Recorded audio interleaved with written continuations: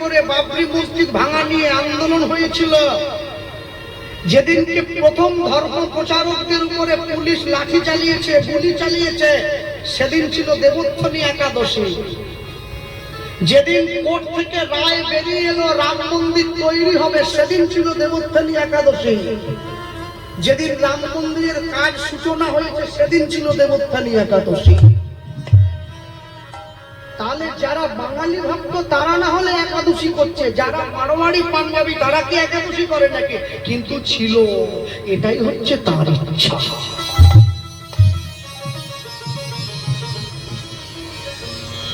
এটাই তার ইচ্ছা। তার ইচ্ছা ছাড়া গাছের পাতা নড়ে না, সে বুঝিয়ে দিয়েছে আমাদের বারবার।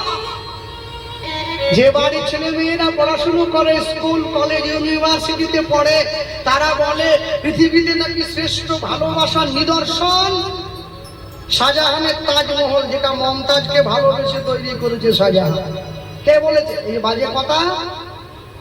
পৃথিবীতে শ্রেষ্ঠ প্রেমের নিদর্শন তাজমহল নয়, পৃথিবীতে শ্রেষ্ঠ প্রেমের নিদর্শন হচ্ছে রাম সেতু। ভগবানের প্রেম দেখে বনের পশু তারা সেতু বানিয়ে দিয়েছে, যাতে প্রভু আর মাকে ছেড়ে আলাদা না থাকে।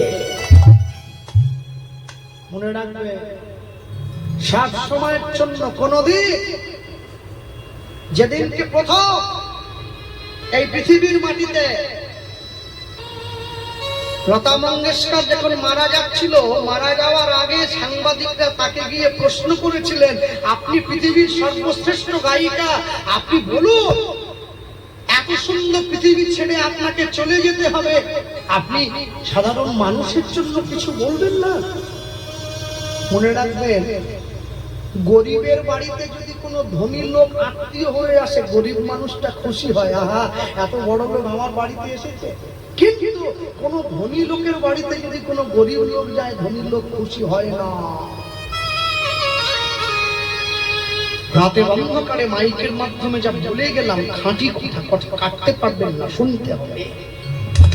ভক্তমণ্ডলী মায়েরা, লতা মঙ্গেশকর সেদিন বলেছিল, তোমরা জানো এই পৃথিবীতে যত দামি দামি গাড়ি কোম্পানি আছে, সমস্ত কোম্পানি থেকে একটা একটা করে গাড়ি যদি আমার গ্যারেজে দেখো, দেখবে সেগুলো দাঁড়িয়ে আছে, আমি সব দামি দামি গাড়ি কোম্পানির মালিক। কিন্তু দেখো, আমার শেষ জীবনে বসার জায়গা আমার কোটি কোটি টাকার গাড়িতে নয়, ওই হসপিটালের ছোট একটা হুইল চেয়ারে বসে আমাকে দিন কাটাতে হয়েছে।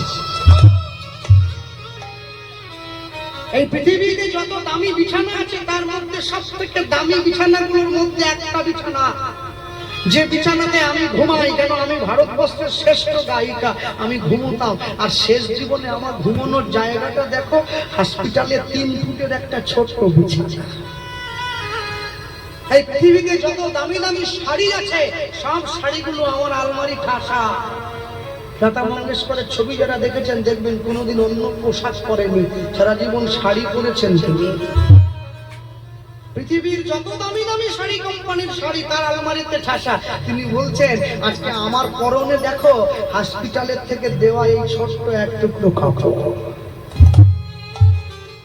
আমি পৃথিবীর সব দেশে ঘুরেছি, সমস্ত ভালো ভালো খাবার খেয়েছি, কিন্তু মৃত্যুর আগে দেখো আমাকে খেতে হচ্ছে নার্সদের দেওয়া একটুখানি জল আর একটু ওষুধ।